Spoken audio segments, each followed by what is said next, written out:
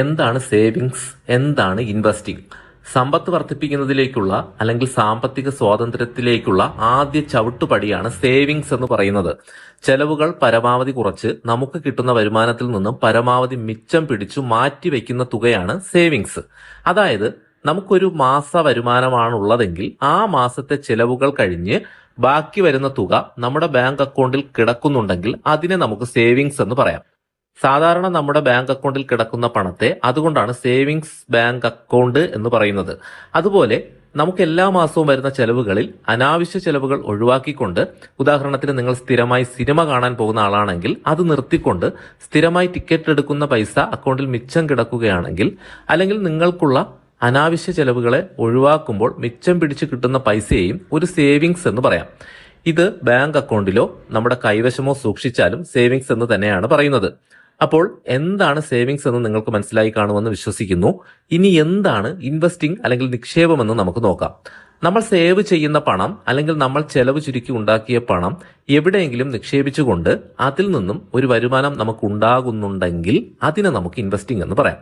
അതായത് നമ്മുടെ saving bank അക്കൗണ്ടിൽ കിടക്കുന്ന പൈസയെ ആ ബാങ്കിൽ തന്നെ ഒരു ഫിക്സഡ് ഡെപ്പോസിറ്റ് ആയിട്ട് നിക്ഷേപിക്കുകയാണെങ്കിൽ അതിൽ നിന്നും നമുക്ക് പലിശയായിട്ട് കുറച്ച് പൈസ നിശ്ചിത സമയം കഴിയുമ്പോൾ ലഭിക്കുന്നു.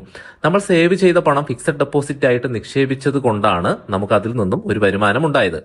ഇങ്ങനെ ഏതെങ്കിലും അസറ്റ് ക്ലാസുകളിൽ നമ്മൾ നിക്ഷേപം നടത്തുമ്പോൾ അതിൽ നിന്നും വരുമാനം ലഭിക്കുന്നുണ്ടെങ്കിൽ അതിനെയാണ് നിക്ഷേപം എന്ന് പറയുന്നത്.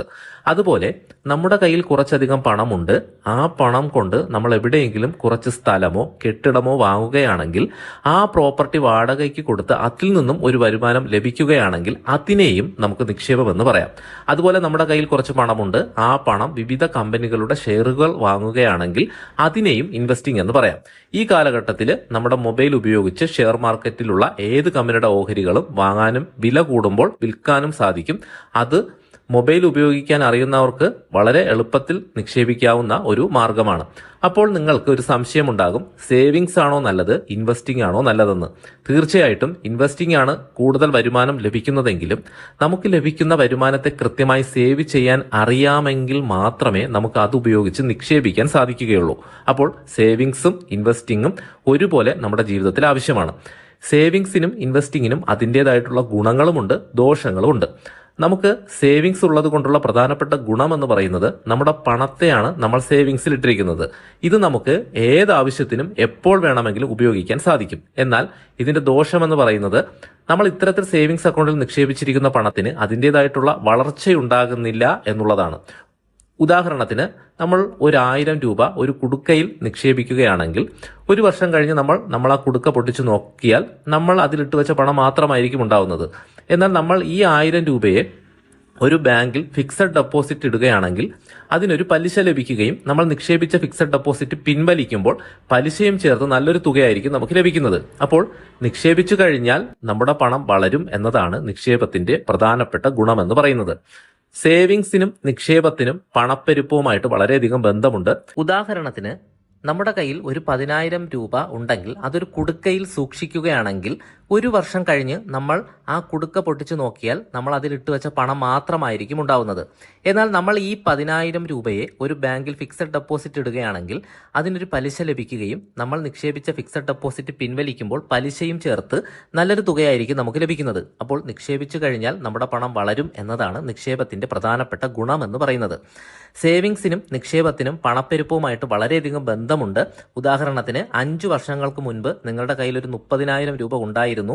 ആ പണം നിങ്ങളുടെ മേശമേൽ നിങ്ങൾ പൂട്ടി വച്ചിരിക്കുകയാണെങ്കിൽ ഇപ്പോൾ നിങ്ങൾ മേശ തുറന്ന് നോക്കിക്കഴിഞ്ഞാൽ അവിടെ 30,000 രൂപ മാത്രമായിരിക്കും നിങ്ങളുടെ കൈവശം ഉണ്ടാകുന്നത്. എന്നാൽ 5 വർഷങ്ങൾക്ക് മുൻപ് നിങ്ങളുടെ കയ്യിൽ ഉണ്ടായിരുന്ന 30,000 രൂപയ്ക്ക് ഒരു പവൻ സ്വർണം വാങ്ങി സൂക്ഷിച്ചിരുന്നുവെങ്കിൽ ഇപ്പോൾ വിൽക്കുമ്പോൾ 70,000-ഓളം രൂപ നിങ്ങൾക്ക് ലഭിക്കുമായിരുന്നു.